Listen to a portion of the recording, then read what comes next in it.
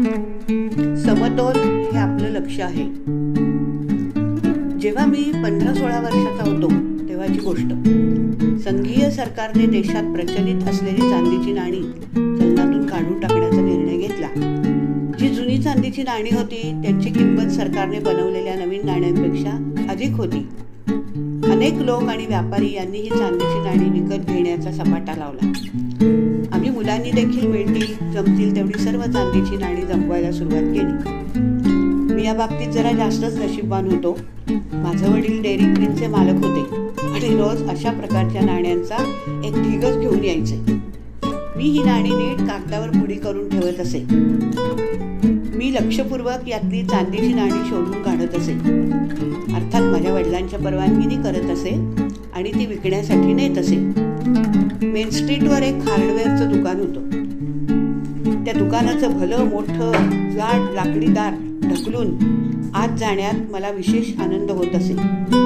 जुन्या लाकडाचा एक विशिष्ट प्रकारचा वास, फर्निचर पॉलिश आणि तेल यांचा मिश्र सुवास माझं स्वागत करीत असे.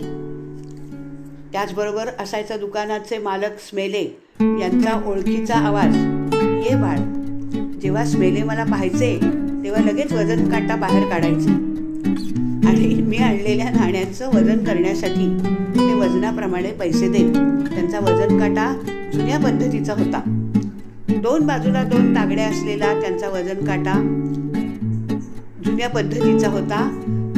2 बाजूला 2 तागड्या असलेल्या तराजूत मी नेलेली नाणी स्मेले एका पारड्यात घालत आणि दुसऱ्या पारड्यात एक एक करून छोटी वजनं घालत. दुसऱ्या पारड्यात घालत राहत तेव्हा मी माझा श्वास अत्यानंदाने रोखलेला असायचा. दोन्ही पारडी समतोल झाली की डोळे मिचकावत हसत ते म्हणायचे, झकास. माझे डोळे खुशीने चमकायचे. मग ते मला सांगायचे की ते मला आता नाण्यांचे किती पैसे देणार आहेत ते. समतोल हीच ऑक्सिडेटिव्ह स्ट्रेसच्या बाबतीतली गुरुकिल्ली आहे. मी सांगितलेल्या वरील अनुभव हे एक उपयुक्त रूपक आहे.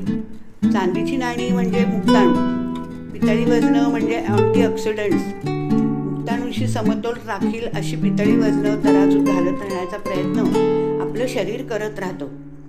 आपलं शरीर काही अँटीऑक्सिडंट्स तयारही करतं, पण ते पुरेसे नसतात.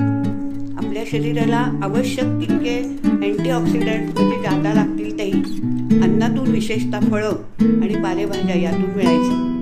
1 किंवा 2 पिढ्यांमागे आपलं जेवण हे मुख्यतः फळं, भाज्या, पालेभाज्या यांनी बनलेलं असायचं, ज्यातून अन्नाच्या आहारापेक्षा खूप अधिक प्रमाणात अँटीऑक्सिडंट्स मिळत असत.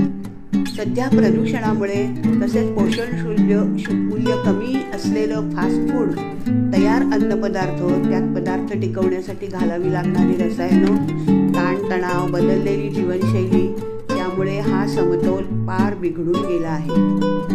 मुक्ताणूंचं पारडंच जड झालंय.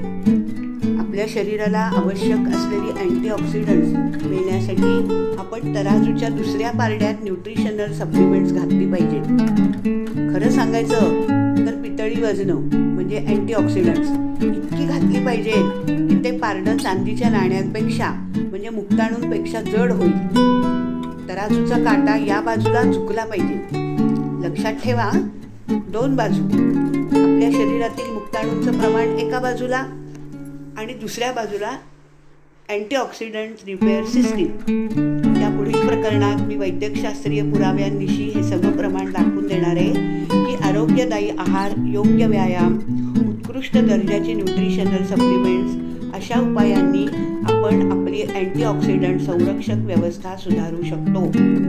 मी तुम्हाला हे सुद्धा दाखवून देणार आहे की मी म्हणतो तशी ऑप्टिमायझर्स म्हणजे सुपर पोटेंट अँटीऑक्सिडंट्स म्हणजेच अधिक कार्यक्षम अशी अँटीऑक्सिडंट्स घेतल्यामुळे तुमचं आरोग्य बिघडलं असलं तरी ते सुद्धा पुन्हा परत मिळवता येईल.